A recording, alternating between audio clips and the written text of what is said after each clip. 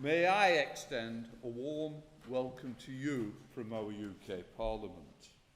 We are honoured and feel extremely privileged to have you here today with us. And I hope you know you are indeed among friends. Before you take the floor to give a talk about a very important subject, which is violence against women during conflict, I'd just like to say a few words.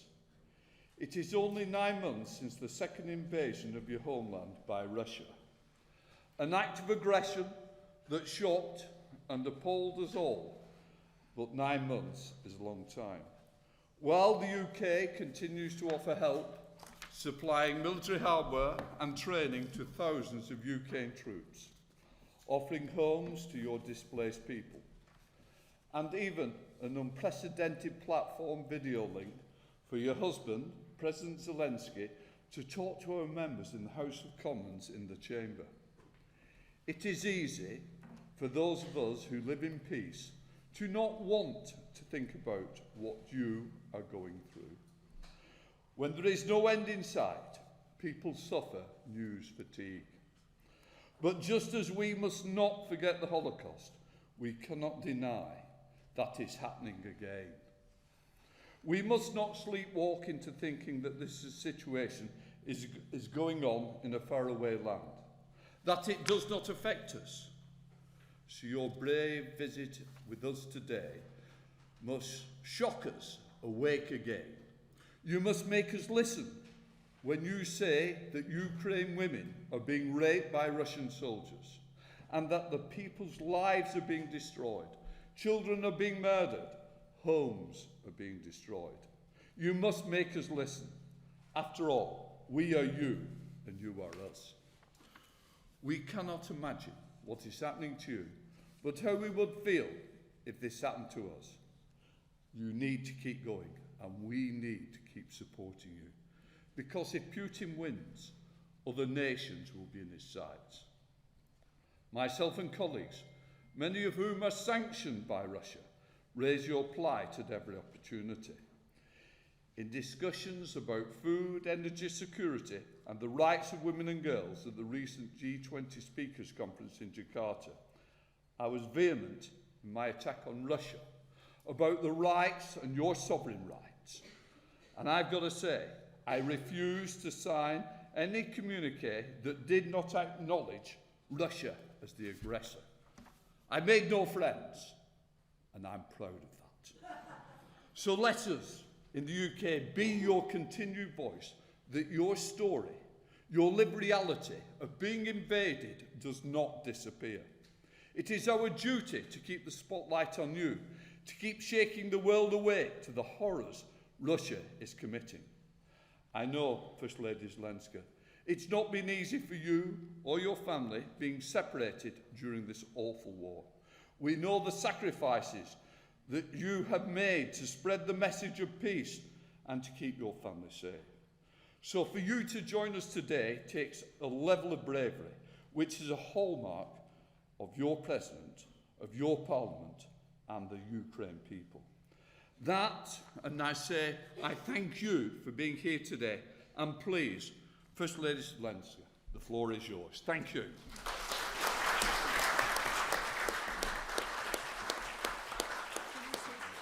Please sit.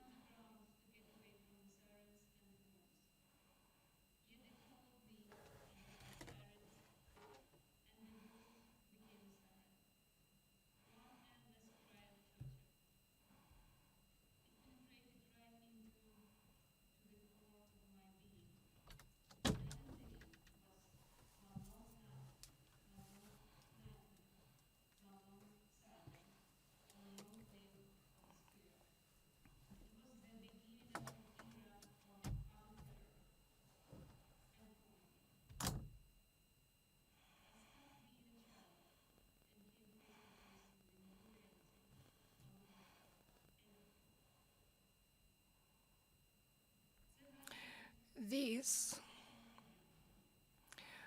are the impressions of the 15-year-old boy, of a teenager. This is not a quote of a Ukrainian boy. No, this is a last London West End teenager. He said that about the events which happened over 80 years ago. But Ukrainians feel the same now. The boys and girls from Kyiv, men and women from Dnipro, Kharkiv, Zaporizhzhia, Vinnytsia, Lviv, Kryvyi Rih, Odessa, and Chernihiv, dozens and dozens of Ukrainian cities which suffer the attacks of the Russian Blitz.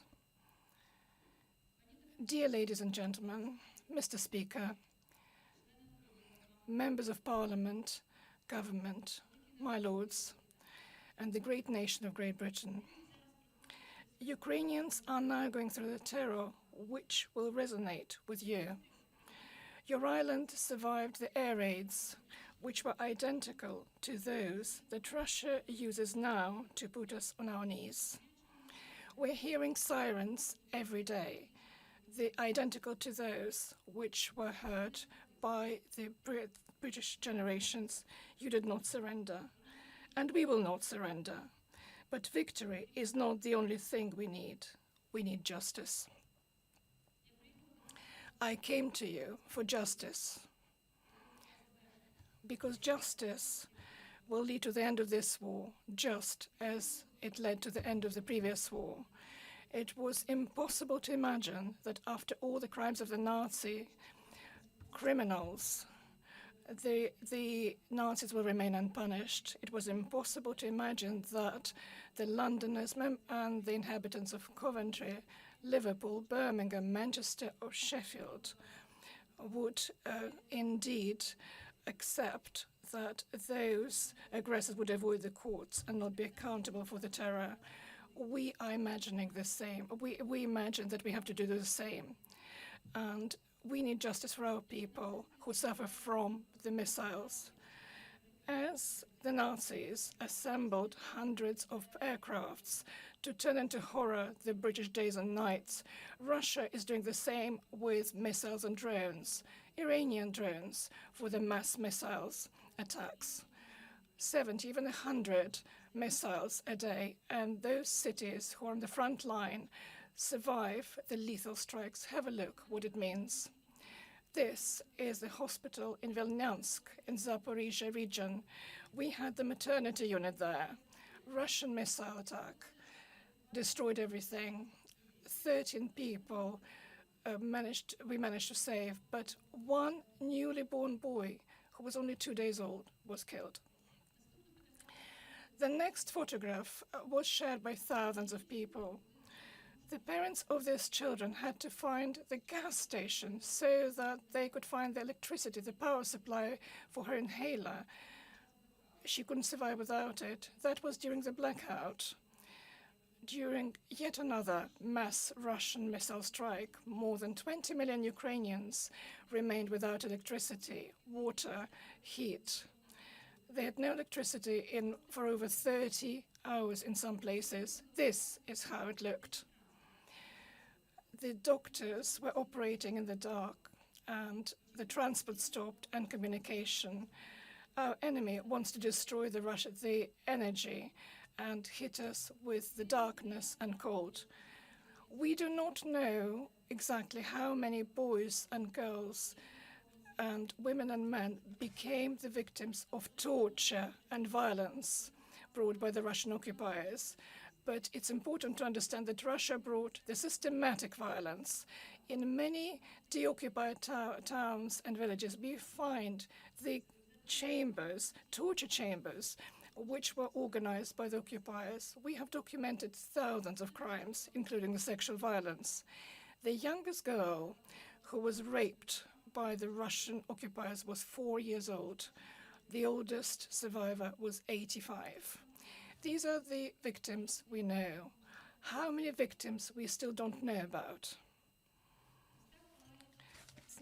These are the burnt blocks of apartment blocks in Kherson. Russian army is hitting Kherson dozens of times a week. Planned cruel attacks, and they are attacking men, women, buildings, schools and hospitals, which would have been impossible without the orders of the leaders of the terrorist state. In the 5 days in Kherson last week, 15 people were killed, and this is another threat to the millions of Ukrainians. We are talking about the mines. Over 200,000 kilometers of our soil are now covered in mines and unexploded munitions. When the occupiers retreat, they are leaving everything around them mined. Quite often, they're hiding the mines and the explosive devices so that it would be difficult to find them straight away in the buildings, in the civilian cars, in the critical infrastructure. For example, in one of the flats in the Kyiv region, they mined the piano. That sums it up, their attitude not just to people, but to art as well. This is not spontaneous or random mining. This is a criminal policy of the Russian state, the element of aggression and the attempt to damage and premeditatedly kill as many people as possible. And these are just some examples of the countless number of crimes, not just from the 24th of February this year, but also from 2014, when Russia attacked Ukrainian Crimea and seized it and started the hybrid war in Donbass. All these crimes against Ukrainians and humanity are born from one primary crime, that is the crime of aggression of Russia against Ukraine. And Russia has to be responsible for this.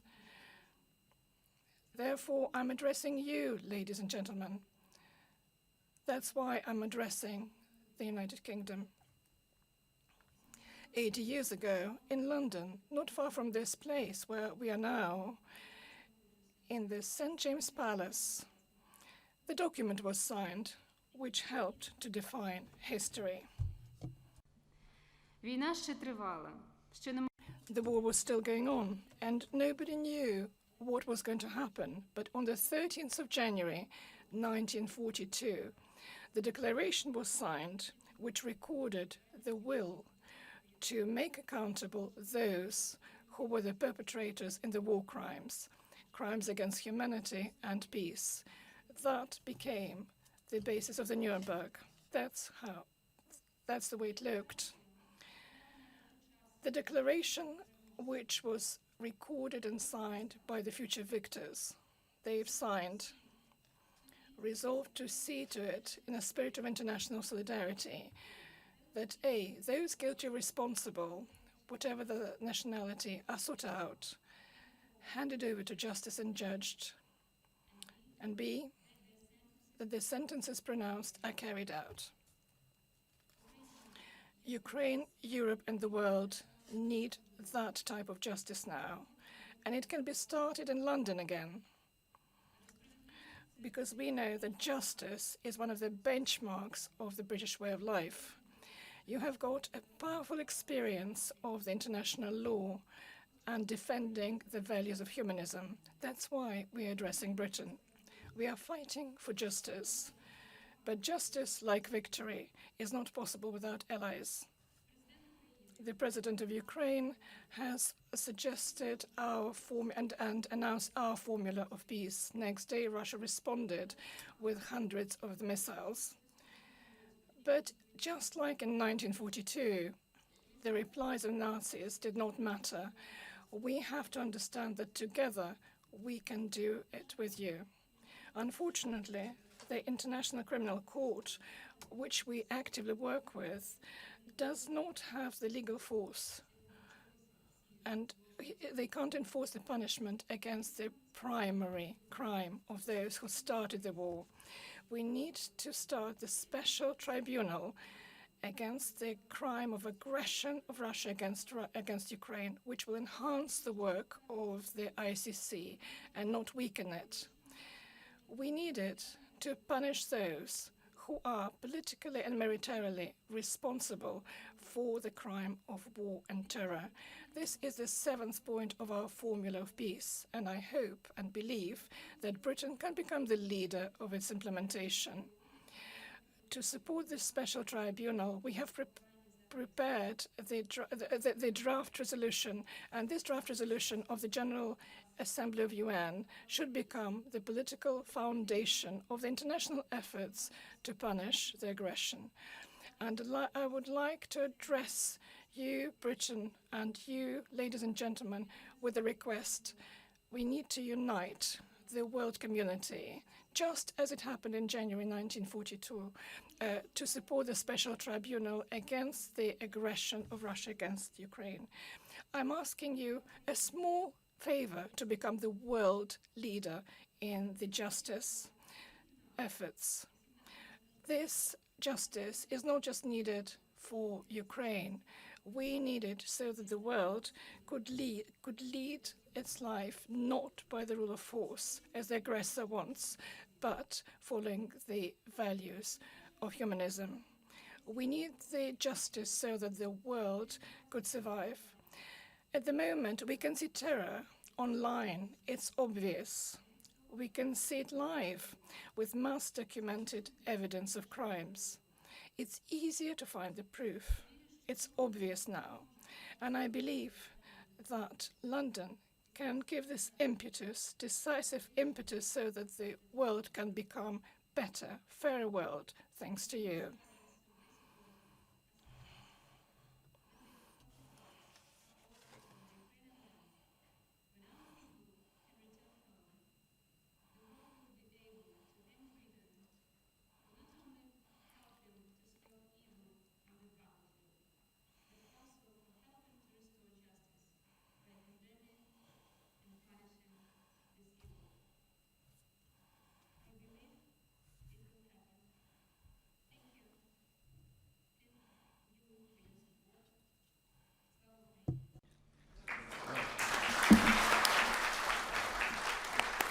Like a drink of water.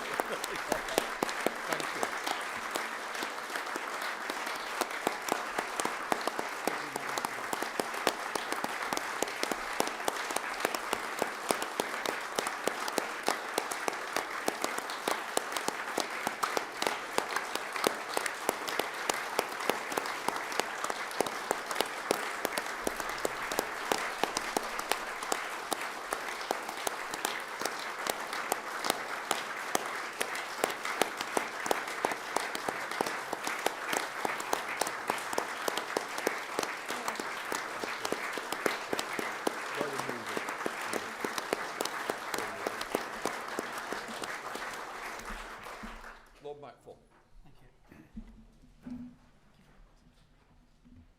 First Lady Zelenska, thank you for being with us today.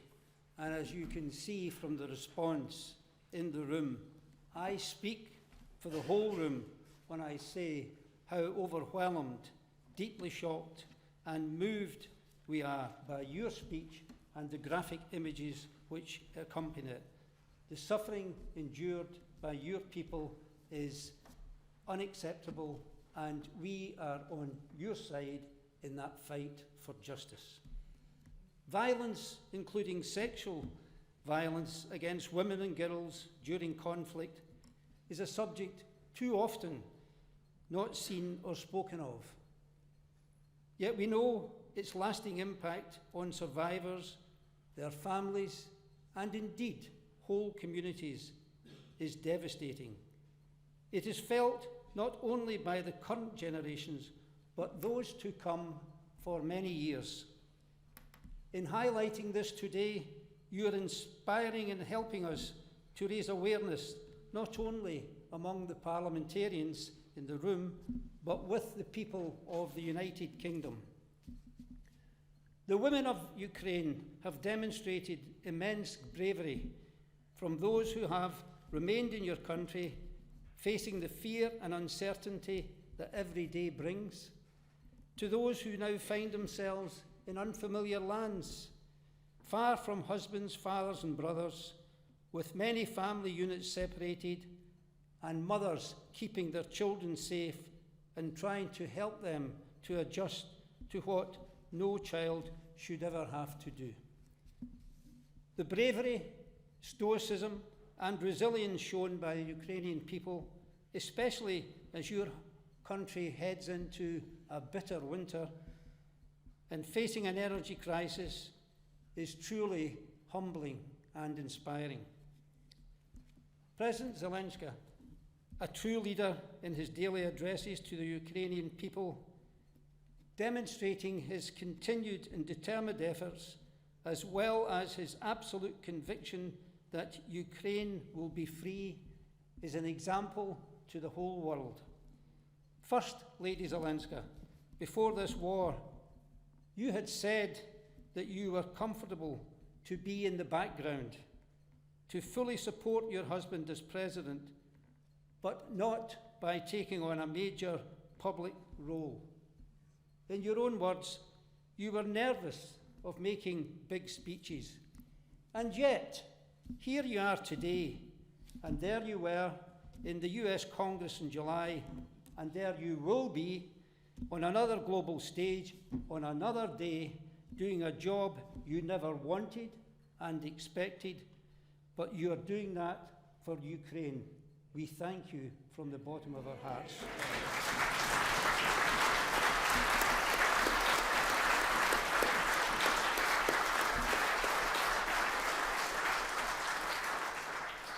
That First Lady demonstrates resilience and courage. To quote President Roosevelt, courage is not the absence of fear, but rather the assessment that something else is more important than fear, and you are demonstrating that. Please assure the Ukrainian people that we see you as our neighbours, and as such, we stand in solidarity with you as you continue this fight. We wish you, President Zelensky, your family, and all the Ukrainian people continued strength, fortitude, and successes. And you can be assured in going back to Ukraine that the message is that we are your friends, united with you in that fight for justice. Thank you for your attendance today. We are all humbled by it.